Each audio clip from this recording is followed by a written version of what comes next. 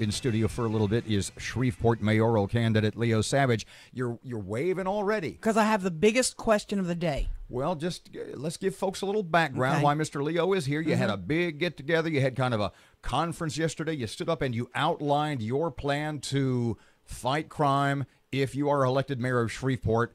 Run that down for us. What did we miss? Well, you first missed when I become mayor, not if. I'm sorry. No, I like that conky attitude. That was very appealing. Well, there you go. Basically, I'll give you the outline. The first order of business has to be we have to replace our police chief. Again, certainly a nice guy, good guy, I'm sure, but he's not the guy that we need to be leading our police force. We've had way too many issues. I mean, we've had over 140 homicides during his term and the mayor's term. Under 40 of those have been solved. So we've got 100 murderers walking around on the street. And this is according to ShreveportLA.gov. So you look at that, and when you think about 100 murderers walking our streets, it doesn't make me feel safe. I don't know. You can put up any number you want. But again, the facts are the facts. So what are the Shreveport police under the leadership of Alan Crump? What are they not doing? They don't have leadership. That's the problem. We need somebody that's got passion. We need somebody who's going to show up where they're supposed to show up. We need a face. We need somebody who comes out and really they take it to heart. I mean, I want somebody that gets moved, gets mad whenever there's a shooting. I mean, it could be any crime, Robert. I mean, we've got to make sure that that guy is the person who leads, or that girl. We have to make sure they are great leaders and motivators, and we get out there and start doing a lot of things. You know, I've had the opportunity to talk to Sheriff Prater. I've talked to Detective Rod Demery. I've talked to former Police Chief of Bossier, Mike Halfin. Tried to formulate a lot of things to get some information from them. What did they do? How did they do it?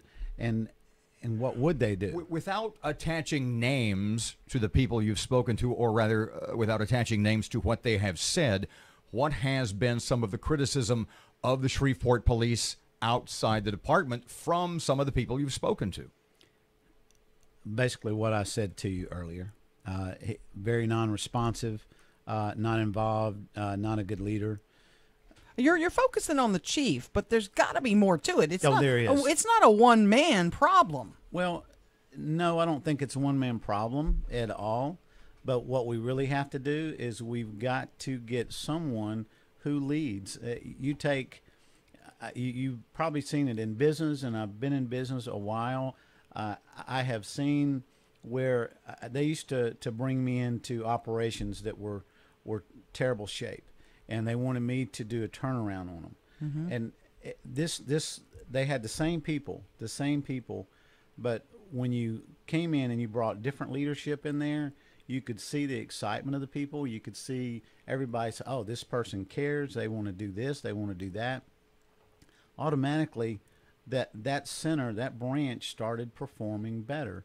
You know, I really, really think it's the heart of the leadership that we have with him. Some other ideas you have, more officers on the streets. How do you accomplish that? Right now we have over 500 officers. We've got about 157 of those out on the street. Wait. Say that for those figures again. 500 officers. We have 157 of those out on the street protecting you and I. What are the rest doing? Well, they have desk jobs. Give you a story real quick. You know, a couple of weeks ago, I go to the Shreveport boat patrol area out there on Cross Lake to get a boat sticker. I go there and I normally deal with a lady that's worked there for years. She was off.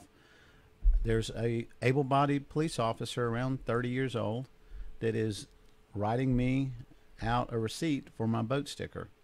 I mean, that individual, how is that person not out there protecting us? They're sitting behind a desk. I think giving that's you a our boat problem. sticker. Yes, to give me a boat sticker. You know, look, we have so many menial jobs that they give a police officer.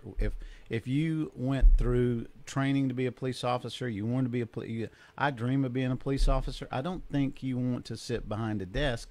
I think that you want to be a police officer, protect and serve, and that's really what we've got to do. We've really got to get our people out there protecting and serving. Get them involved. We want them, you know, part of the plan is to do that reallocation, to pull at least 100 of those people who are doing some of those menial jobs, get them out there on the street. Let them be excited about what they want to do. We have to have more presence in our neighborhoods. Right now, we have in most of the neighborhoods around, we've got the liaison officers, or CLOs. We have one of those per area, like Southern Hills. You take Anderson, there's a CLO attached to them. That CLO is really what their job is to go out in the community, meet them, talk to them, go to businesses, residences. But you've got one person. They normally attend the night out, say attend neighborhood association meetings.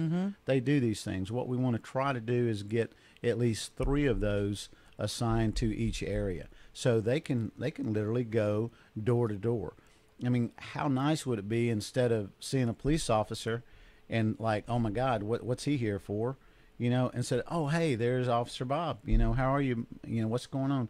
You know, we've got to have that in every neighborhood, not just a neighborhood with no crime, but we need to get that same thing happening in Queensboro, Cedar Grove, Sunset Acres.